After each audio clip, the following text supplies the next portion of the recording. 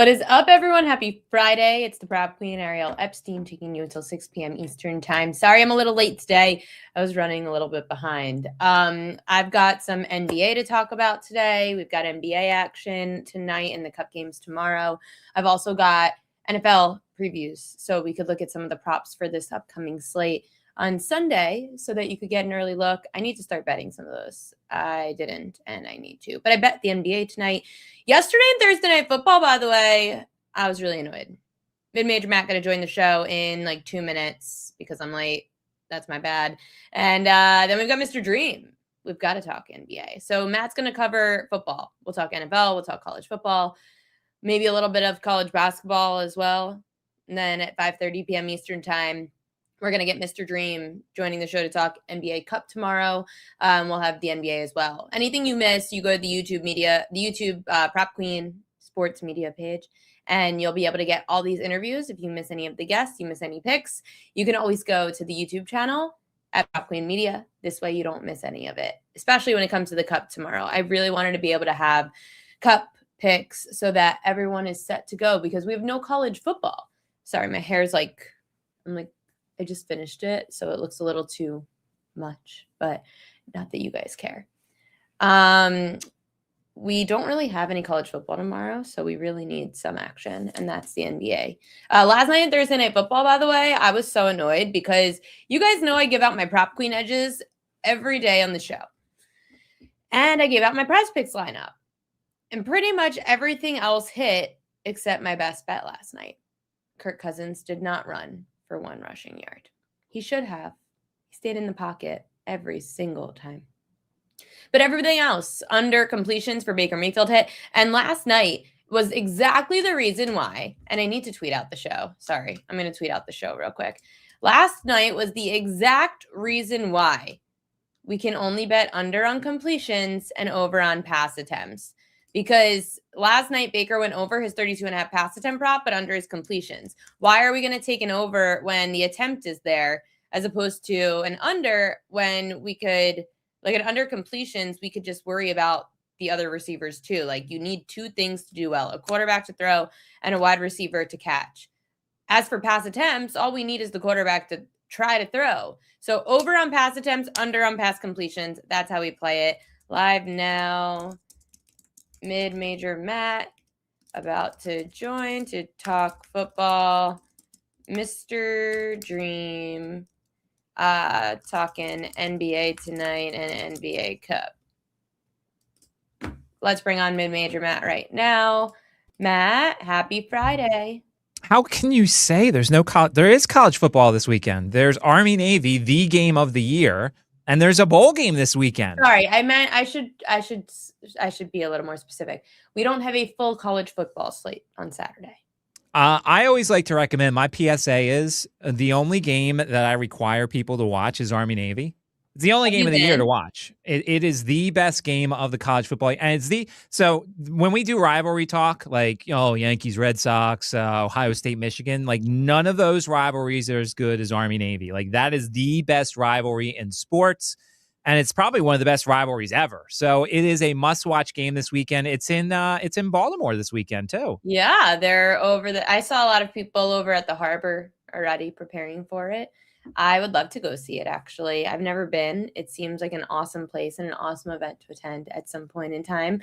I'm assuming you're going to have action on it.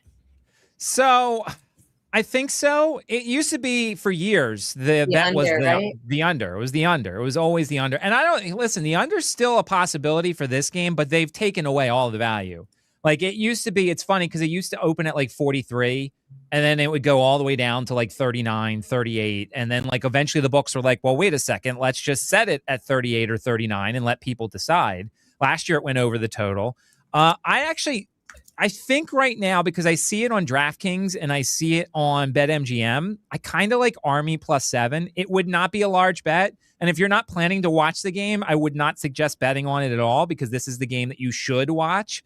But I kind of like Army +7. Navy's just that much better than Army. But this is one of those games where like trick plays and emotions and passion and everything, like I just feel like Army's going to keep it close. And then I almost feel like if Army takes a lead early, like maybe they go up 7-0, you live bet Navy and then try and middle the thing, because this feels like it's going to be a 1-score game tomorrow. Ooh, okay. Close game tomorrow in Baltimore. I like to hear that. When it comes to, you said there's another bowl game tomorrow?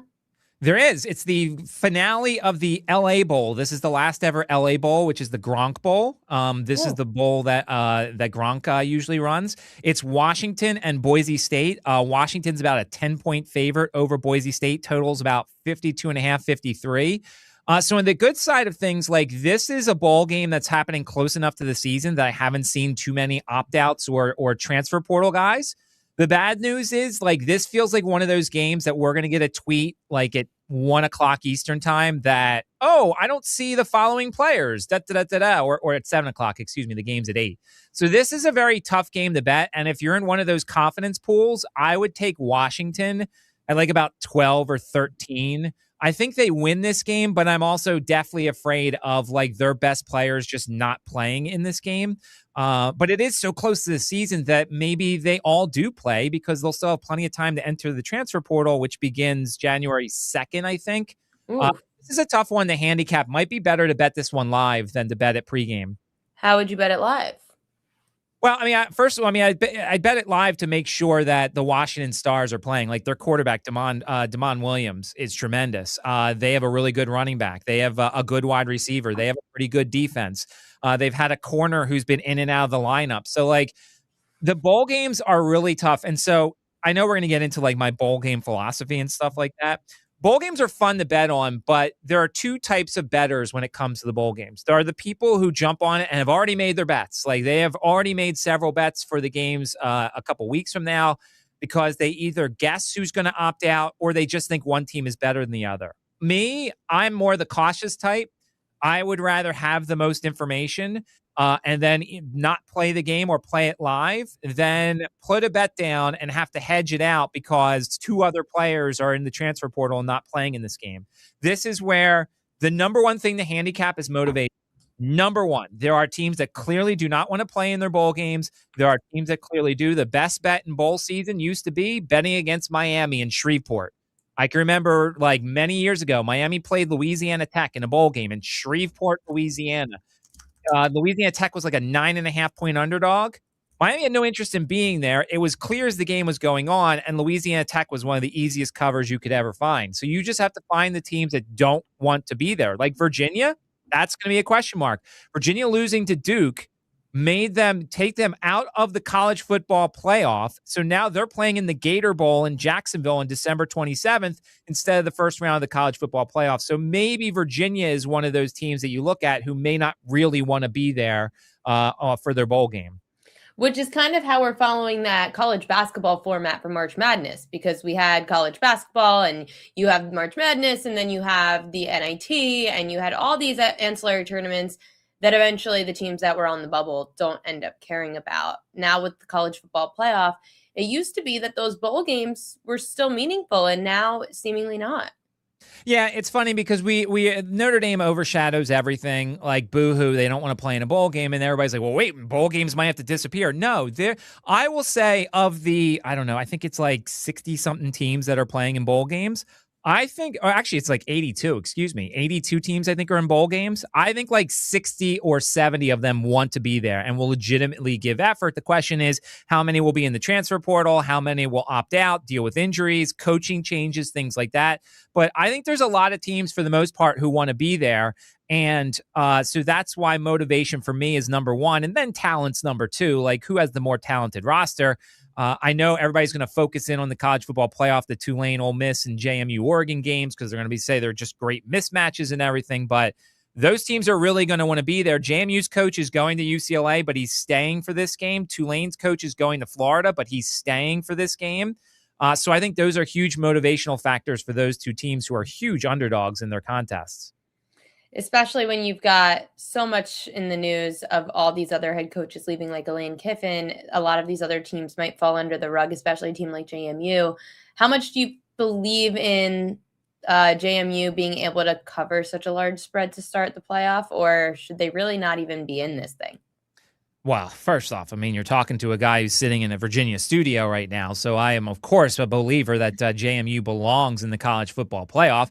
And here's why they belong. They belong because they made it in via the rules. The rules are terrible. Don't get me wrong. And the ACC having the tiebreaker the way they did was idiotic. And so therefore you had Miami, who was the best team in the ACC, watching Duke and Virginia play each other. It should have been Miami and Virginia, but oh, well. But because of that tiebreaker, Miami needed an at-large spot to get in, which then meant that JMU moved ahead of Duke. Like, JMU belongs by the rules. And I think JMU will hang tough for a quarter or two. JMU's defense is a top 10 defense in the country. Like, they are an amazing defense. If you go back to the Louisville game that everybody cites as, oh my God, they played Louisville and they lost.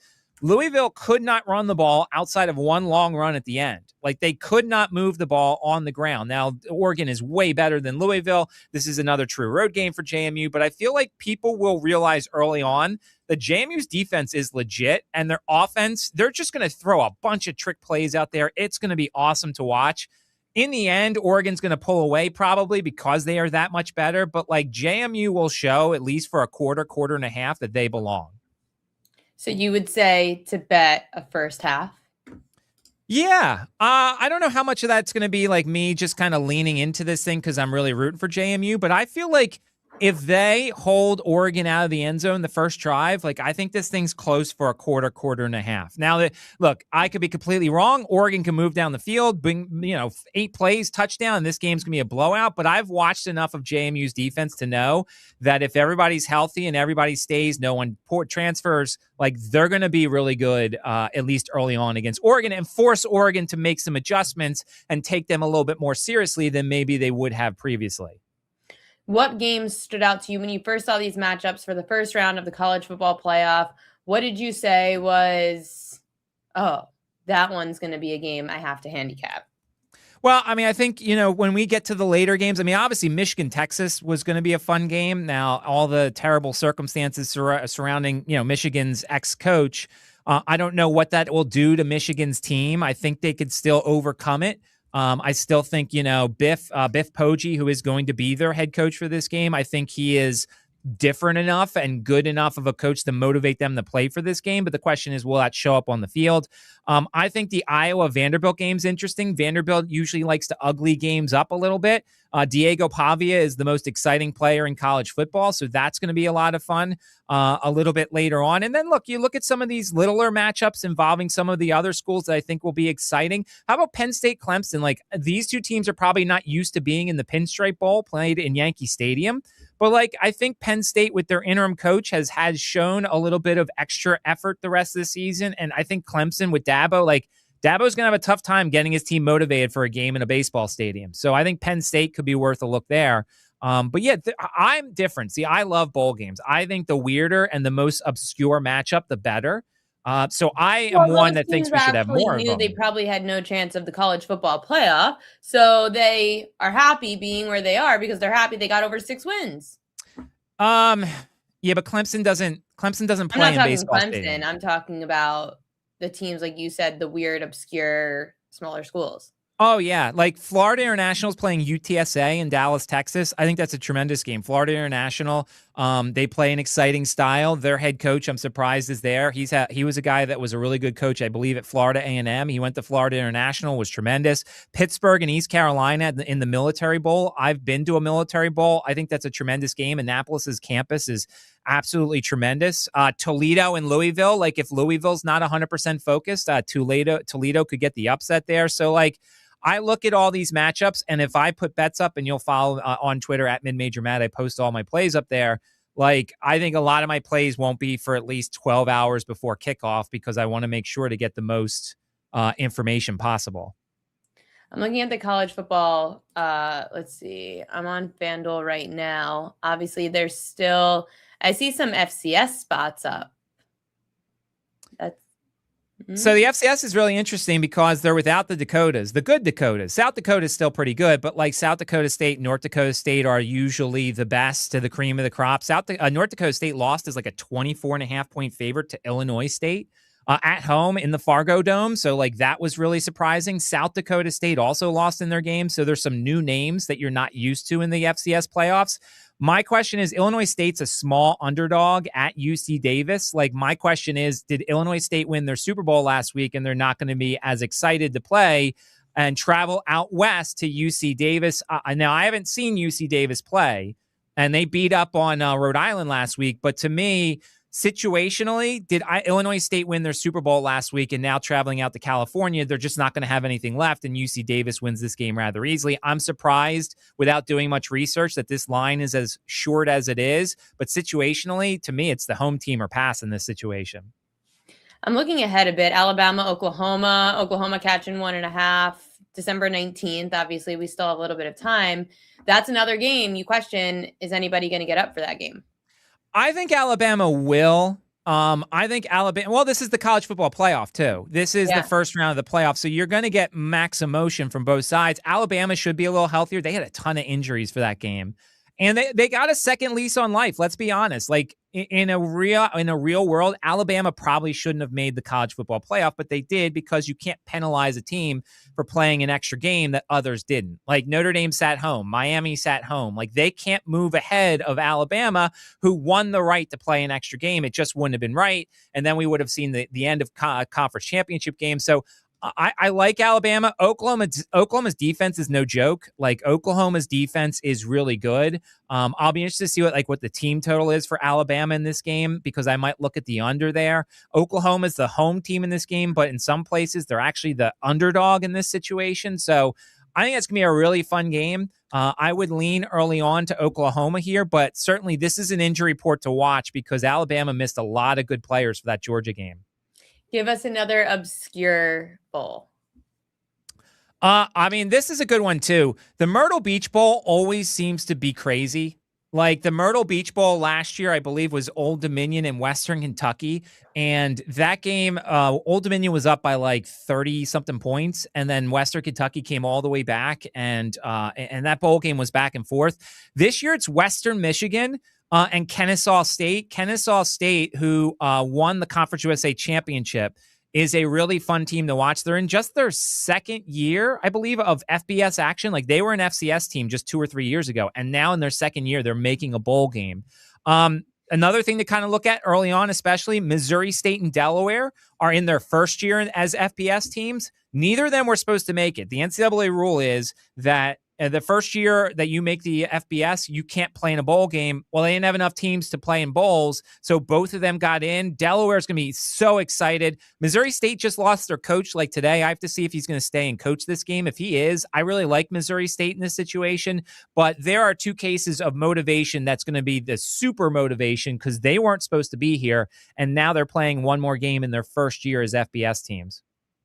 Ooh, okay. I love the obscure bowls. I know that I'll be watching some of them, but I'm more excited for the college football playoff, to be completely honest with you. I'm actually really excited for the NFL, because this week has a really good slate of games. Where did your eye go? Any games that stood out for props? Well, so the thing is, this is a weather weekend. There are a lot of cold. It is. I think I saw the true feel for the Eagles game is going to be like 12 degrees. I think the East Coast, the Northeast, is going to have snow potentially and some wind. So that's why we're seeing a 38.5 in the Eagles game. That's why we're seeing a 38.5 in the Chicago game, which I think is going to be very cold too. So that's where, ideally, if you were to place props, you would have done so already in those games. It depends on how much wind there will be, because I like playing unders with regards to field goal attempts in those games, because if the wind, like, remember those 50-mile-per-hour wind games in Cleveland, like, those were insane because you couldn't kick it in that wind. So that's something there. But yeah, like the weather is going to be such a huge factor this weekend. I mean, I can't believe the Eagles are favored by 12.5 over anybody right now. They can't do anything. I'm looking at their team total. It's 24.5. Like, I get the Raiders defense is bad, but here's the thing. Like, I think I saw the Raiders rush defense is top 5 in the league. If they can't throw it and it's really, or if they can't run it and it's really cold, under 24.5, like, I think that's a winner right there. The Eagles have struggled to score 20 in a lot of these games, and they're not playing indoors like they were on Monday. And remember, short week, And what's their motivation for playing the Raiders? Like, I know they have to win and I know they want to win, but like the weather's going to be miserable. So I think early on, even though this is a straight fade of my own team, I think under 24.5 points for the Eagles, you're getting the key number of 24.5. So if they score 24, you still win. But I think that's a really good look there, especially with the weather coming up. Everyone should fade their happiness and fade their team, because hedging your happiness is the best thing you could do to make yourself happy. That's good for field goals, though. Happy that you could maybe get a field goal prop in. Maybe. The Eagles do allow a bunch. You field goal prop last night. I did. I always see this is the problem, and you know this. I text you or I tell you on the show on Monday, I really lean to this, and then it wins. So no one will believe me, but that's fine. You have the text proof that I texted you McLaughlin over 1.5, and it won in the first half last night. But I really do have to start posting all of these so that way I can get credit for them, even though they'll start losing when I start posting them. Yeah. I mean, look, I've been posting the best bets this week, and they suck. But I go and win everything else of the prop queen edges. So I hate best bets. But you're right, when you don't release them, they usually tend to hit. I'm trying to think of other games that I had question marks on. What do you think of my Ravens this week? It's stunning to me. And I think Lamar, much like Jalen Hurts, is dealing with the same. Like, why isn't Lamar running more? Like, he's clearly not 100%. He's taking the days off. And I know he spoke this week about the importance of rest days and things like that. But, like, you're in a playoff race and your legs are one of your best assets. I know he's getting better at passing, and that's great. And last year he was awesome passing. And so far this year, he's been pretty good passing the ball. But like him and Jalen Hurts, like they are multi-dimensional quarterbacks. And if you run the RPO, but you know the quarterback's not going to run, then it doesn't matter like how good the execution is. You saw that in the last play of the Eagles game. Like, Jalen Hurts ran the RPO and ran a play that they run often, and the Chargers knew what was coming because they knew Jalen Hurts wasn't going to run. So, like, Lamar scares me because he just doesn't run it enough, and I don't know if that means he's not 100%. I get that it's a 51.5. That's pretty crazy. I'm actually starting Joe Burrow over Lamar this weekend on one of my fantasy teams. I can't deal with Lamar anymore, fantasy-wise. Me neither. He lost me my season. It's fine. And he lost me my dignity as a fan. But like, I think this offense, plus I feel like people have figured out your offense. Like, I feel like you No, it's impossible. The Ravens don't even know their offense. Well, that's the thing. Like, you put 8 in the box against Derrick Henry, and there's nobody really that you have to double at wide receiver. Like, the one time, if the Ravens ever got a legit number one that's not past their prime, like, look, DeAndre Hopkins, one of the best all time. Zay Flowers is very good. But is he really double worthy? He's still fast. Okay, that's great, but there's a lot of fast guys. I like Zay Flowers. I do, but it's Lamar. It's Lamar. He's making bad throws. He's not running the football well. Something's off, and I don't know what. And the play calling sucks. It's predictable. I mean, that's the thing. Like, you know, the Bears last year were a miserable offense, but they bring in an offensive coordinator who revitalizes everything, and Caleb Williams looks a whole lot better. If Ben Johnson wasn't with Chicago this year, like, Chicago wouldn't be in the playoffs probably because their offense would be kind of middling, but because he's there. So, like, I feel like, much like the Eagles, the Ravens need a new offensive coordinator. Todd Monken is just not, like, he's running the same system year after year, and people are catching up to Baltimore. That is true. That is very true. You're wearing a Flyers sweatshirt? Of course. One of the best teams in hockey. I love my Flyers. We never talk hockey. You like hockey? I like it more when the Flyers are good because that makes me watch the rest of the sport. I do love I do like hockey. I will watch more hockey because the Flyers are pretty good right now. As opposed to the Sixers, who drive me nuts. And so, like, I don't. By the way, no one told me, I said this on my radio show today, no one told me that the Thunder have one loss so far. Like, that's insane that they're, 24-1? That is insane. Yeah, and they might go and win the Cup, which is also kind of crazy. They just are coming off of an NBA Finals, and now, well, it's crazy because they just won the NBA Finals, and then they're going to turn around and win the Cup, which is like, why care? Like, why care? But our next guest will talk about why the hell we should care about the Cup, because I don't really care about the Cup. No, Adam Silver has no touch with his fans and no touch with his players. Like, his bright idea to save a terrible regular season is to add this tournament and to make so, like, what? But you added a tournament and no one's still playing.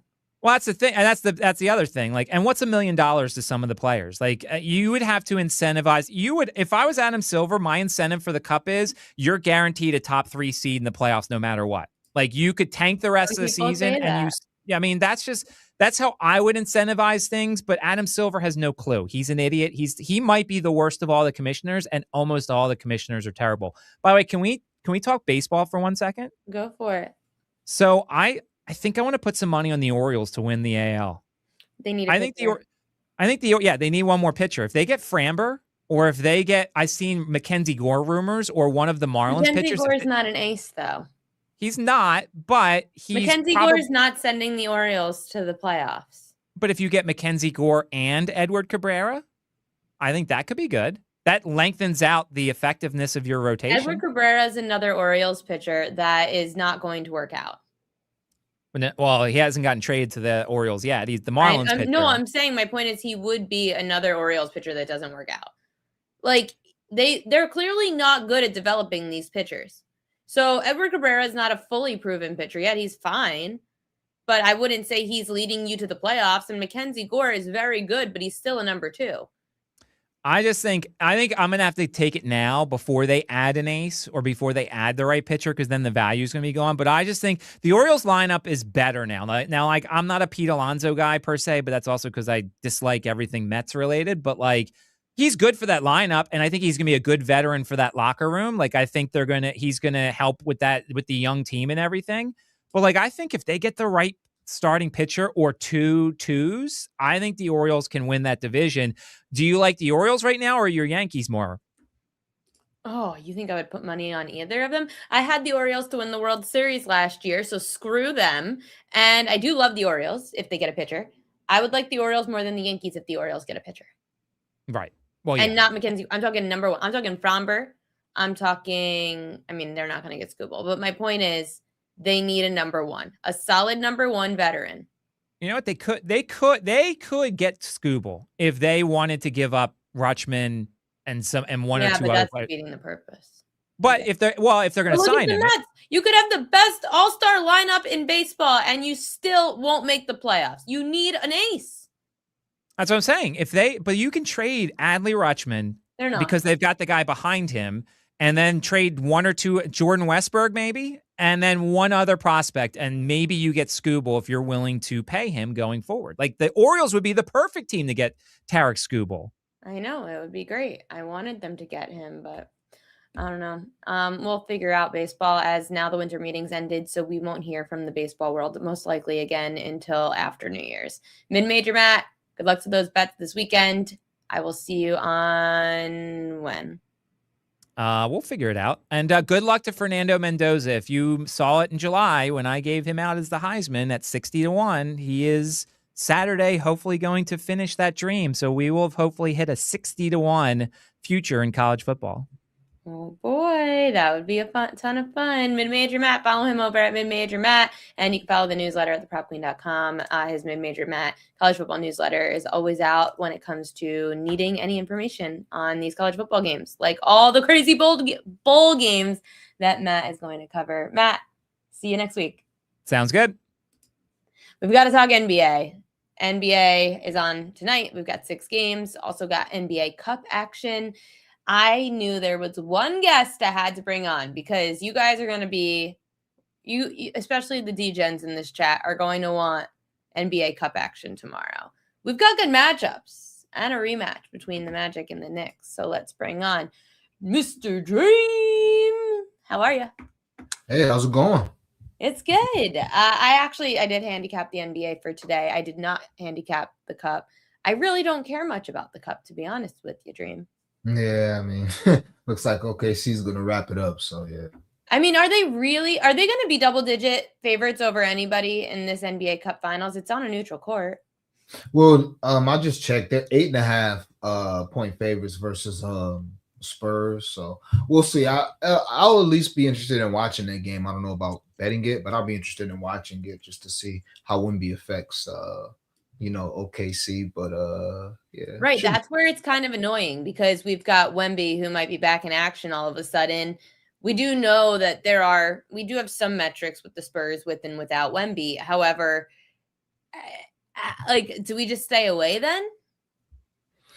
I mean, personally, I would, because you can always hop in live, but I'm just more interested to see how the teams match up because it looks like it's going to be a foregone conclusion that OKC wins this year. So the Spurs have a great young lineup of guards. So it'll be interesting to see those young guards and De'Aaron Fox go against that hellacious nonstop pressure of the OKC defense. And then Wemby's the all in be all. So we'll see what happens. But maybe. We've got a rematch, the Magic and the Knicks. And the Knicks, that was the game that sent Franz Wagner off the floor and got a little banged up and injured. Anything in that rematch? Oh, goodness, no. These teams have already played like 5 times this year. I don't want any parts of that. I don't even in general. I just had a conversation with my viewers on my show a few days ago.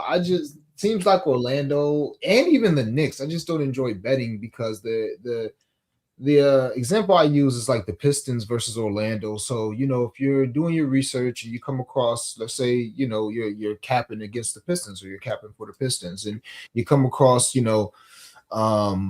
a team that the Pistons going against and they give up a bunch of assists, or they give up, 30 points to a 3-level scorer, or they give up a bunch of threes, or they give up double-digit rebounds. Like when you see that during your research, you kind of know if you're betting on Detroit where to go. So Cade for the assists, maybe for the points plus assists, Duncan Robinson for the threes, Jalen Duren for the rebounds. It doesn't always go that way, but it's pretty kind of, it's pretty easy, Yeah. A team like Orlando, not so much. If you got if you feel like, okay, somebody should get double-digit rebounds versus this team, who on Orlando can you trust? Wendell Carter Jr., good luck with that. Goga Bitadze, good luck with that. Paolo Banchero, okay. Same thing with the threes. Maybe Desmond Bane, but do me a favor and look at Desmond Bane's last 10, 15 games. You want to bet that? Just threes? You never know. His threes were the play 2 years ago. Right. Now, and he can always have a game where he shoots 5 of 9, but it's not consistent. So personally, I tend to stay away from Orlando Magic games. They kind of remind me of the Raptors. If you look at like Raptor props, like their whole starting lineup is between 15.5 and 20.5 points, except for Ingram. He'll be at like 23.5. It's like it's kind of like throwing a dart trying to make it just not the biggest fan of some teams. So to answer your question, I won't be watching it. I think the Knicks win, but I won't be watching it. I don't like really betting on Orlando, and their games don't really do too much for me. But I think the Knicks very slow. I agree. They're a really tough game and tough team to handicap. John Mack says, my buddy was asking me about taking a DK bet plus 475 OKC does not lose back-to-back games this season. What do you think? Wow. I actually like that more than everybody talking about betting on. I feel like plus 475 is not enough value to not lose back-to-back games. Well, the way I look at it, it does seem kind of low. The way I'm looking at it is people are thinking that this team may go 75-7 or 74-8. So if you're under the assumption that this team is going to lose less than 10 games, then it would make sense they don't lose any back-to-back games all year. So I personally would probably bet that before I bet them to win 75 games or whatever's out there for like plus 500, plus 550 personally. This is a good point, though. He said, I think OKC lets the gas off the pedal for a while after they potentially win the cup. So maybe up until the break, or you think that they're really striving for going for the best record? I'm a natural skeptic, so I don't like to kind of drink the Kool-Aid if everybody's drinking it. But, this OKC team, they're so young, they're so defensive minded, and they're so deep that if you miss how are they going to take their foot off the pedal? They haven't even, J-Dub is just now playing. Chet's going to probably miss 10 or 15 games. Like, people are in and out of the lineup. So many guys are trying to prove their point. Lou Dort's back. Like, you're always going to have Wiggins just waiting to come in and drop 20. You're always going to have AJ Mitchell just waiting in to drop 20. Nobody's even talking about Caruso so far this season. Case and Watt, like, they're just too deep. Honestly, they're just too deep. So I don't see them taking it. They can't. It's impossible. The way they play, you can't take your foot off the gas. You can't. We've got 6 games on the slate tonight. stream, and you've got this nice little parlay. It's funny. So we actually agree again. Michael Porter Jr. I went over PRA. You're going over points. This matchup for him is so perfect. And I'm going to go through why I like PRA on prop queen edges. He's done really well, though, against defenses that struggle, especially with rebounding. And I know that's like a weird stat, but when you struggle on the boards, Michael Porter Jr. has been able to take advantage offensively and defensively. How come you're going with the over on alt points? Yeah, so this was for a parlay. I actually played as 25 points for 0.75 units. It's like minus 102, plus 100, something like that on DraftKings. But since this was a parlay and I had a boost, I just kind of lowered it down to something respectable, like a minus 130. But it's pretty simple, man. Michael Porter Jr., he's playing really well. He's got 5 threes in 3 straight games, double-digit attempts, 30 points in 3 straight games. And this is a matchup that I think is going to be up and down. I don't think they have – I don't know. It's tough to say they don't have anybody to guard him. But between P.J. Washington, AD's not going to be guarding him. So it's probably going to be P.J. Washington. I think it's a decent matchup for Michael Porter Jr. And if it ain't him, besides Noah Clowney, it ain't going to be anybody else. So he literally has to shoot the ball. I agree with you. His rebounds and assists are very interesting as well this game. He could get a double-double. He can get 4 or 5 assists. I wouldn't be surprised at all. So many injuries to the Hawks. No Porzingis. Trae Young is still out. You like Jalen Johnson as a Hawks player that stands out. I was also looking for someone on the Hawks, but it's just so hard with so many injuries. Why are you going with Jalen Johnson? Good old faithful. So, Jalen, he's having an amazing season, triple-double threat every game. Had a triple-double in the first half about a week and a half ago. As far as this number of I played as 43.5 at plus money. You can get as 42.5 at like minus 125, minus 122 if you don't mind the juice. But long story short, he's covered just 5 straight games. And 7 of 9 games. So this is a mark that he's been pretty much. This is like his. I don't want to say his baseline is 44 PRA, but this is what he's been doing. He's already played this team twice. He had 43 and 49 PRA when he played them twice, and the offense goes through him. There's a reason why Trae Young is probably healthy and isn't back, because this is the Jalen Johnson show. It's his team now. He gets the ball off the glass. Runs. He's like a more efficient Russell Westbrook, or I would say a slightly more efficient Denny Avdia, where the team just expects him to do, not expects, but they don't mind him doing everything. Hey, grab the rebound. Hey, bring the ball down the court. If you see something in early offense, attack the basket. If not, penetrate and kick. And before you know it, he's got like 7 assists in 9 straight games. Before you know it, the guy's up to 8 rebounds and 6 assists with a whole quarter left. And he's good for 20 a game. So I'm just a big fan of Jalen Johnson. And then again, didn't these 2 teams just play like a few weeks ago? Mm-hmm. Yeah, 29, 13, and 7. How much do you factor? So I'm of the belief, especially in the NBA, that when teams play each other, and I do this a bit in the NFL too, unless it's like a week 1 versus a week, but I do still abide by these rules. If it happened in the first game, it's not happening again in the second game. But you clearly don't believe that. No, now sometimes I do. Sometimes I do. I'm like I said, I'm a natural skeptic. So yeah. I don't. If I see something as, especially someone named Jalen Johnson, like I'm not going to fade Steph. I'm not going to fade if Trae Young's playing. I'm not fading him. But when it comes to Jalen Johnson, I say, I mean, he's not tier A. Like he's not one of the best players in the league. So to do it twice in the same matchup scares me. Well, see, this is the thing. Jalen Johnson, don't be surprised. Jalen Johnson is definitely top 20 player in the league. I think he's a top 20 player. You mean right now, or you're saying like right now? Oh, right now. Okay. Yeah, I think right now he's a top 20 player in the league. What are the Hawks? Like he's the reason why the Hawks are doing so well without Trae Young. Like he's literally the reason. But to your point, I'm a natural skeptic, so I try to look for ways to fade players, especially if they've already done it a couple of times or a few times versus a team. But it's just simply the matchup. It's just the matchup versus he's going to most likely have Tobias Harris guarding him because Usar Thompson's a bit too small.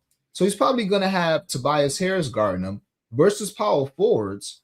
Detroit gives up the third most points, bottom 10 in rebounds, bottom 15 in assists, bottom 7 in threes. So it's just a good matchup. And this is kind of what he does. So it's not just he's done this against this team, but he's covered this number 5 straight games, and it hasn't really been close. Like I have a graph pulled up of his 43 PRA.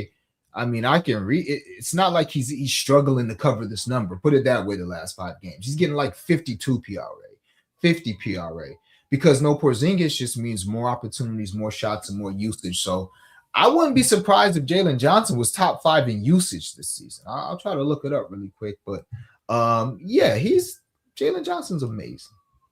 Yeah, no, he's been on absolute fire, and you got to ride it while it's hot. Kobe White, on the other hand, we didn't even know if he was playing today, but I know that they said he will. I know he had a questionable tag earlier over his alt points. How come you went alt there? So again, I actually played the 21.5. We got it on MGM, a little bit of juice, minus 125. And I think we were able to get him 21.5 on this parlay as well. Yeah. So, but you can get his 22 plus, I mean, it's 23 plus money, whatever. Long story short, this is just a matchup. He played them earlier this year, and every time Kobe White plays in North Carolina, we just take his points over. It's just a system. He's from there. He was New York State Mr. Basketball in North Carolina. Baby. He went to North Carolina as well. I forgot. So, but yeah, I'll read out his last. Let's just do his last 5 games in Charlotte. His last 5 games in Charlotte. 25 was a couple of weeks ago. I had his points in that game as well. I laddered him all the way up to 30, 35, and he shot terribly. Well, not terribly. He shot 11 of 23, but he missed so many bunnies. And still finished with 25 in 29 minutes. The game before that in Charlotte, 37 points. The game before that in Charlotte, 23, 10 and 9, 35, 7 and 9, 27, 6 and 5. So the game before that, 26. Oh, I'm sorry, 11, 5 and 7. But that was young Kobe White. He only took 7 shots. So the only thing that makes me a little weary about this is the trade rumors. He's supposed to be going to Minnesota. A few teams have their eye on Kobe White. So sometimes you let the player that's in trade rumors go out there and light it up. That makes that team a little more anxious to trade for them. But also when the trade's in the works, sometimes you kind of don't want to use that player too much to avoid injury. You don't want to run them down so much. So that worries me a bit, but the line's low enough. Kobe White's been consistently around 20 points since he's came back. So matchup and actually what he does in Charlotte, that was enough for me to go ahead and take his points tonight. I think he puts on a show in Charlotte. You have this in a 3-leg parlay that pays out just over 6-1. However, did you bet all these 3 individually as well? Sure did. Okay. Is that what you do? You put all 3 of your favorite bets in a parlay and then you bet them individually? I tried to. I didn't always do that, but yes, I do now because it's nothing worse than going 3-0, 5-0, 6-1 on the night. And it's nice to pick up some units, but I could have partied, did a couple of 3-teamers or maybe a 4-teamer here. So yeah, because I expect to hit all my straight bets. So not that obviously we don't, but I kind of expect to hit them all. So yeah, I think it's a good idea to just put them in parlays. I agree. I've been doing that now with Prize Picks, where I'll take 2 of my favorite bets of the night, put them in a Prize Picks lineup.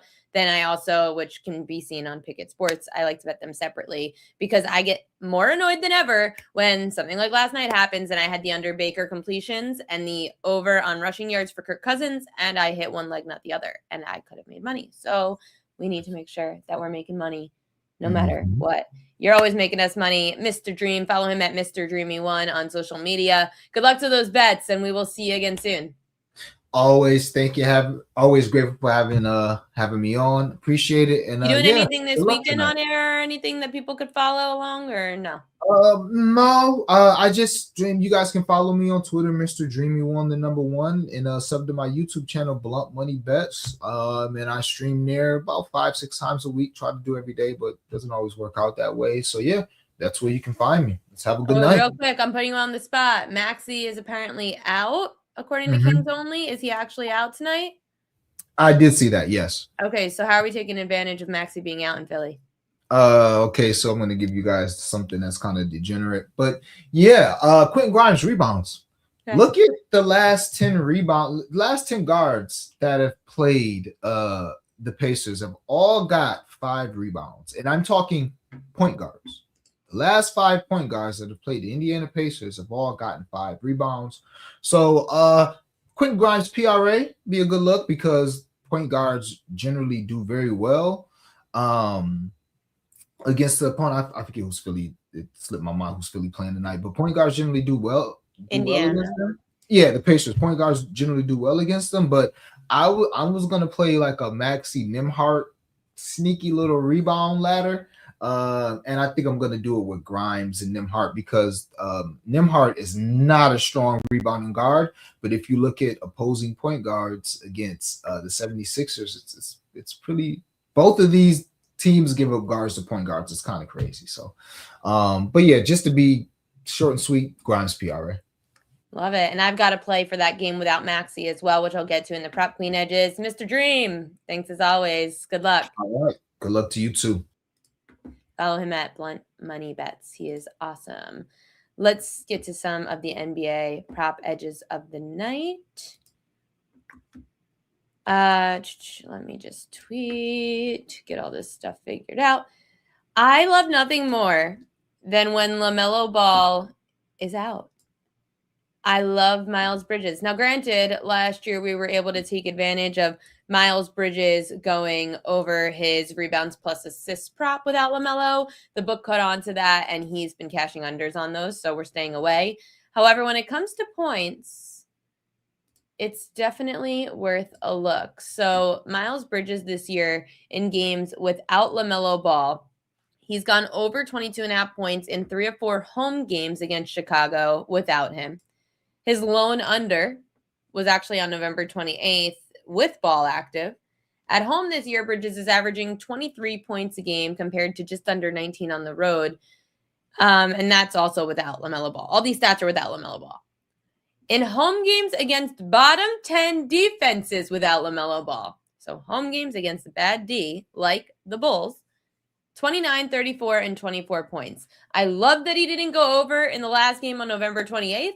We're hitting the over. Miles Bridges without LaMelo Ball tonight on the points. The Bulls allow the 5th most points per game.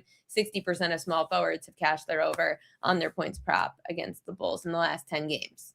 Bulls center Nikola Vucevic, a weird underrated play, is looking at his over 3.5 assists. I'm going to show you why from props.cash. Remember, subscribe to props.cash using promo code PropQueen, and you get 50% off the first month. NBA charts.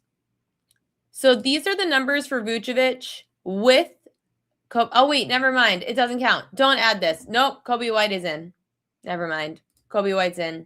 Scratch Vucevic. Scratch.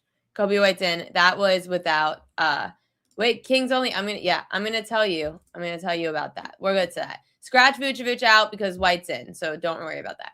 Tobias Harris over 18.5 points and rebounds. I don't love this one. However, he's coming off the injury report with an ankle issue. It is not great, but he's gone over this in 4 of the last 5 against Atlanta at home, with the lone under coming in the most recent meeting.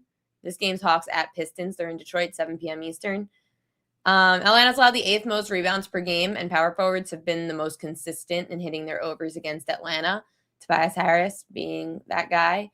Again, coming off injury scares me a little bit, and his average against teams bottom 10 against rebounds allowed are not great, but he has a really good history against Atlanta. Again, at home in Detroit against Atlanta, he's gone over this in 4 of his last 5 games.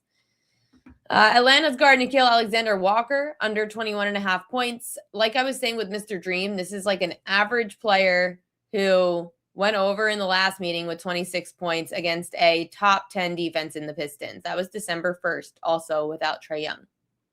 I don't like the same result to happen twice, especially in the span of a month. On the road without Young, Alexander Walker's averaging 20.5 points a game, going under this prop in 5 of 11. But that contrasts with his home production where he averages 24 points per game, going over in 5 of 7. So he's going under in a lot more games when he is on the road. And Detroit remains a really tough place to play, 6th least points per game allowed. His assists do go up, though, Alexander Walker, when he's without Trae Young on the road.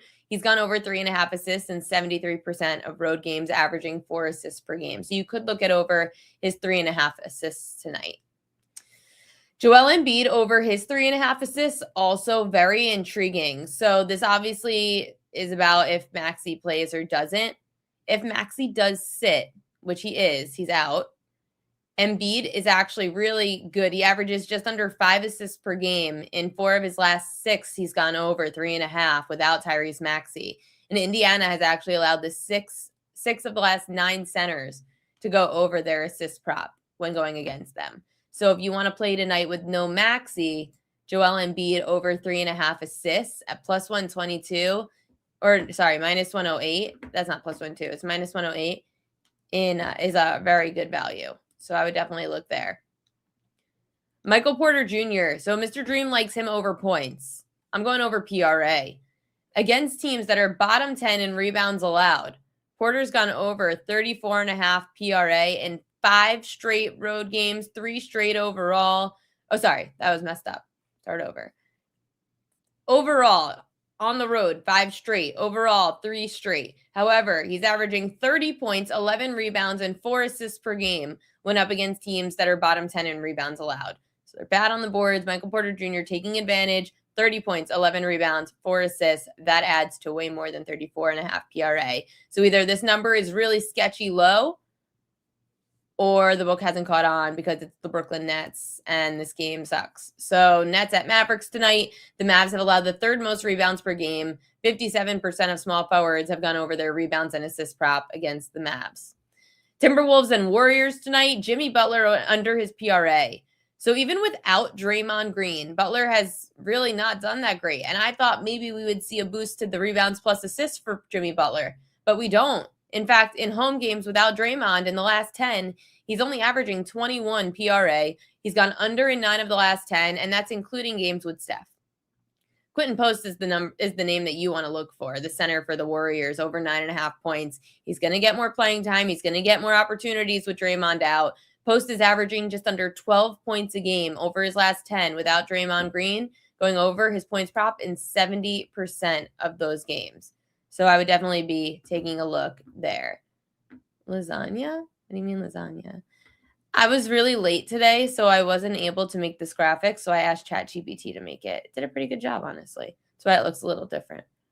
I've got NFL prop edges, but my best bet will be an NBA play that's not on this list. I've got one more play that makes absolutely no sense. Similar to my Jonathan Taylor play from last week in week 14. I said you have to check the home road splits. Jonathan Taylor, or was it week 13? Jonathan Taylor, his home road splits are drastic. And on the road, they're still making his number as high as it should be at home. But he dropped off obviously, Daniel Jones' injury, dropped off 30 yards. So we have a similar play in the NBA tonight that also has a huge home road split drop-off. So stay tuned for the Royal Locks of the day because that's going to be that play for tonight. Let me just tweet out early NFL prop queen edges for Sunday on now. Let's talk Sunday. NFL prop queen edges for Sunday that are a bit early, but we'll talk about them. Starting with Drake May to go under his completions. Again, ChatGPT made this, so sorry for any typos. I needed it to make it while Matt was talking because I didn't have time to make graphics. That's how I've been busy today. Anyway, here's NFL. Good game, Pats Bills, and apparently, according to our guy John Ewing, the Pats are pretty they need the Pats. The Bills are the most public side. Oh no, that's not good. Maybe it bounces back. I'm glad to hear that you're adding Embiid. Apparently, at BetMGM, the Buffalo Bills are the most bet on side of the weekend. So congratulations to the Patriots. You win. Just kidding. But the Pats are getting 1.5. Drake May under 20.5 completions. So he had 22 in the first matchup with the Bills. Again, I don't like the same thing that happened twice. Against teams that are top 10 against the pass, May's gone under in 3 of 5, and all of those 3 were at home. Buffalo's allowed the least completions per game at 16 to 17. 85% of quarterbacks have gone under their completions prop against Buffalo this year. Buffalo has also been really good against tight ends, so I would stay away or bet an under on Hunter Henry this week. I'm probably just staying away from Hunter Henry because even though he's faced Buffalo, he went 2 catches, 46 yards. Vegas, 4 catches, 66 yards. Atlanta, 4 catches, 51 yards. Went over in all 3 against top 10 defenses against tight ends. He's getting Buffalo again. And he's gone under in 6 of 7 against Buffalo, with the lone exception being that game on October 5th where he had 46. Henry's averaging 29 receiving yards a game against the Bills. So I would stay away from Henry, or you could fade him. Marcus Mariota over 28.5 rushing yards. I know this one's also obscure. The Giants have allowed the 3rd most rushing yards per game to quarterbacks this year. There have been 2 games where Marcus Mariota got full snaps, and he was up against a team that also is struggling against mobile quarterbacks, or keeping them in the pocket. Dallas, Mariota had 2 rushes for 34 yards. Miami, 4 rushes for 49 yards. So you could look to Mariota over 28.5 rushing yards. My favorite play of that game, probably one of my best bets of the weekend, Commanders wide receiver Terry McLaurin over 22.5 yards for his longest reception. He only had a 14-yard catch against the Giants on September 7th, opening weekend. He's gone over McLaurin in 5 of 6 road games with Mariota. Over in 2 of 3 road games. I don't know why I'm saying that. Hold on. Over in 5 of 6 road games with Mariota. Averaging 31 yards per longest reception on the road without Zach Ertz, who's out for the season. The Giants' 4th most receiving yards per game allowed to wide receivers. So McLaurin, Scary Terry should be scary against those Giants. A trend that I always love to back, and you could fade it or not, but the Eagles against tight ends is always a trend. That trend is definitely your friend. We fade tight ends against the Eagles because especially when you get a player like Brock Bowers on Vegas, you fade the under 50.5 receiving yards. He faced the Chargers twice, and that's the only team he faced that's good against tight ends. He had 38 receiving yards and 63. Philly, 64% of tight ends have gone under their prop against the Eagles this year. They know that the only weapon that the Raiders really have is Brock Bowers. I mean, Ashton Genty's been good, but Brock Bowers is their main weapon. Contain him, and they're really good at it against tight ends. So Brock Bowers under his receiving yards is a good play. Green Bay and Denver. I know a lot of sharps who like Green Bay this week, -2.5. And it wouldn't surprise me if we see Bo Nix not being able to scramble against the Packers. Under 17.5 rushing yards. He's gone under in 3 of the 4 games where he's faced teams that are top 10 in rushing yards allowed to quarterbacks. And that's Green Bay. 2nd least rushing yards per game allowed to the position at 10. 77% of quarterbacks have gone under their rushing yard prop against Green Bay. Bo Nix has gone under in 4 of 6 home games. He only averages 13 rushing yards a game at home and 24 rushing yards a game on the road. So that's another drastic home road split to put in your pocket. Bo Nix, on the road, he runs more, 24 rushing yards a game. At home, only 13. So you could look to Bo Nix at home under 17.5 rushing yards. Last one. This one's another longest reception prop. Rams wide receiver Davante Adams over his longest reception. He's faced 4 defenses that are bottom 10 in receiving yards allowed to wide receivers. 25, 33, 21, and 24 yards for longest catch. So 3 of the 4 went over 22.5. In fact, Davante Adams has gone over 22.5 yards for longest catch in 5 of 6 home games. He did not have a big catch last week at Arizona. I don't like Puka Nacua because it's been 3 straight weeks with 30-plus yard catches. It's time for Davante Adams, who did not have a big catch last week. Detroit's allowed the 5th most receiving yards per game to wide receivers. 60% of wide receivers have gone over their longest reception prop in the last 10 games when facing Detroit. So take a look over at Davante Adams over longest reception as well. Some sides that I like this week in the NFL. I really like Miami. TJ Watt officially listed out. He had an injury to his lung. They, I guess, did like one of those lung injections and it punctured his lung. And usually they could heal on themselves, but he needs surgery. So TJ Watt is out this week on Monday Night Football. But that's not the only reason. I just love the spot. The Steelers, they just had to play the Bills. They just had to play the Ravens. They got the big win on the road at Baltimore. They shouldn't have won that game because, as we saw from last night's, and if you compare last night's catch that they were like, oh, it's a catch, and the same one with Isaiah Likely, I think it was Bijan Robinson. When you compare those, they both were the same thing. And Bijan Robinson, they deemed it an incomplete catch. And Likely was a fumble or whatever, or an incomplete catch, whatever. I'm just annoyed. Anyway, Steelers suck. The refs are the refs. Oh my God, the refs blew that. So Steelers having to come off the Bills and the Ravens. I'm fading them. I know Tua in the cold is never good, but no TJ Watt's huge, and they could run the ball with Achane, especially now without Watt. So I like Miami. I like the Cleveland Browns. I look at this as a complete look-ahead spot for the Chicago Bears, who just lost a heartbreaker last week to the Green Bay Packers, and now they have to look ahead again to the Green Bay Packers, who they're facing next week. And I'm going to take the better defense, which is Cleveland. Cleveland's definitely the better defense in this matchup. So I'm going to take the points. 7.5 is way too many for that Cleveland D, who's going to try to back Shador and prove that maybe they do have a quarterback that they can call their number one for now. Those are my NFL prop edges. Now we get to Royal Lock. This is the Royal Lock of the day that I told you guys was a crazy, drastic home road split in the NBA for tonight. Rudy Gobert. This number is so freaking low, and it shouldn't be. If you look at the recent stats, Rudy Gobert has not had great numbers in the last, 3 games?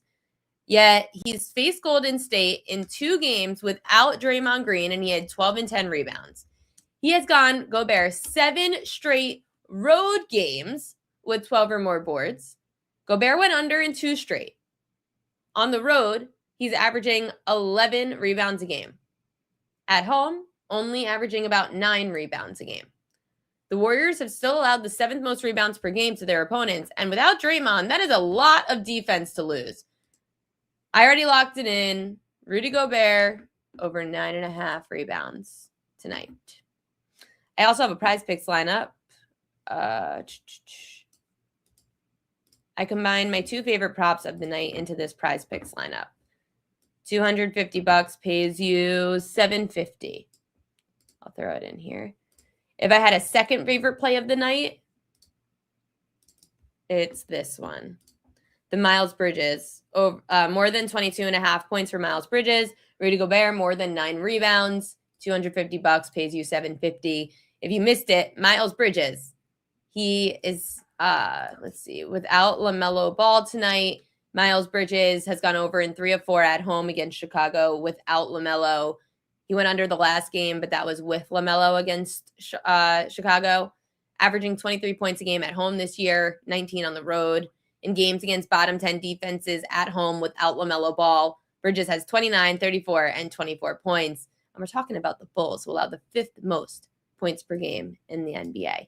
So more than 22.5 points for Bridges, more than 9 rebounds for Rudy Gobert. And let's make money tonight. I have to go out now for my friend's birthday. I will be on Last Call on Waiter Talk on Sunday, talking all you need to know with Yanni the Greek and John Murray with the needs of the week. Right now, we know that the books do need they need the Patriots. They might need the Saints, which I feel like every week they need the Saints. Stay tuned for Sunday. Subscribe to the newsletter at thepropqueen.com and get all those props right in your inbox so you don't miss it or any explanations. Of course, I'm going to have updated props as we get to Sunday. I just gave those out from The Ringer yesterday, so we will talk that. But YouTube page, go like, subscribe. We hit 1,000 subscribers. I'm so pumped about it. We hit 1,000 subscribers on the YouTube, so that was really exciting. Subscribe there. It's free. Obviously, you don't have to miss a show or a guest or a prop. if you missed anything or came in late, you could go check it out there. I clipped the segments so that you guys don't have to go through the whole show if you just want to watch the Prop Queen edges or a specific handicapper. And one last thing before you guys go. My tweet's blowing up right now. And I don't know if you guys saw it. My tweet's at 11,000 likes at the moment and 340 retweets. It's funny. Last night I tweeted it out and it only had like 100 likes. And I was like, why isn't this blowing up? I thought this would be a good tweet. Look at my tweet. I thought about it last night.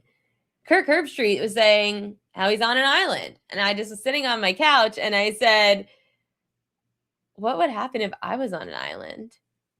Can't say Epstein's on an island. It'd be bad. So that was my tweet that's blowing up right now on X. I thought it was funny. I'm not funny a lot, but I thought that was funny.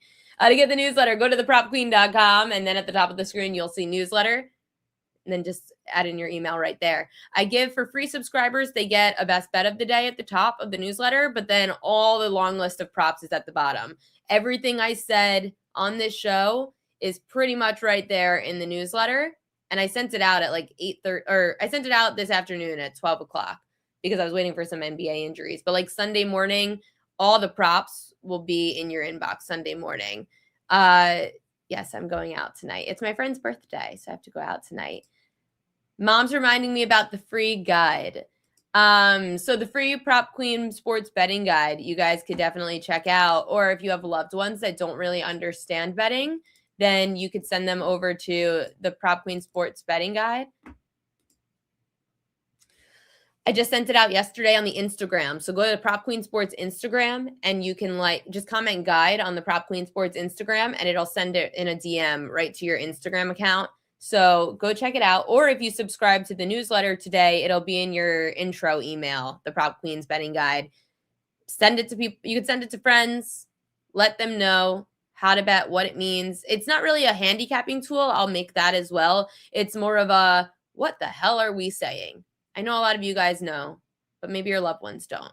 So if they feel confused and you're talking about football on Sunday, they said, what do you mean by spread? Hand them the guide and it'll tell you. But yes, go to thepropqueen.com and you could get the propqueen.com newsletter right then and there. That's my mom. I do have to get I'm going to have to get the guide on the website though. That's definitely what I'm going to have to do, but we will do that another day. Good luck to all your bets, everybody. I will see you on Last Call on Wager Talk on Sunday, and I'll see you here on the Prop Queen Pod on Monday, or you could just see me on social media on the YouTube channel at Prop Queen Sports and Ariel Epstein. So go follow on the YouTube page at Prop Queen Media. Happy weekend.